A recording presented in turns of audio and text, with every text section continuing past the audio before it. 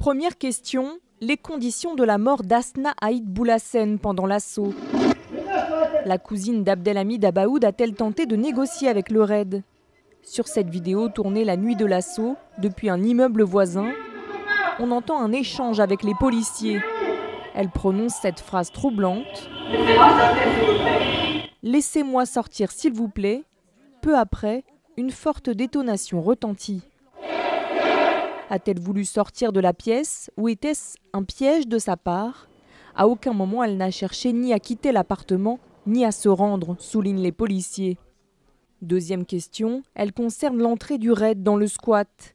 À 4h16, les policiers tentent d'ouvrir une porte à l'explosif mais elle résiste. On évoque une porte blindée. Or d'après nos informations, cette porte n'a jamais été blindée. C'est la charge explosive du raid placée sur la serrure qui n'aurait pas fonctionné. Pas de porte blindée, ni de kalachnikov a priori chez les terroristes. Seul un pistolet automatique de calibre 9 mm et des éclats de grenades ont été retrouvés sur place.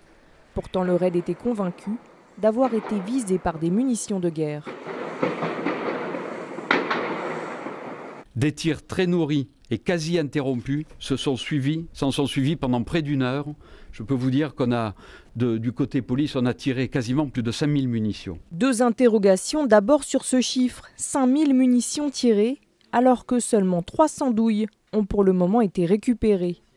De sources policières, on explique que l'immeuble a été complètement ravagé par l'assaut et que des armes ou des munitions peuvent toujours être ensevelies sous les décombres.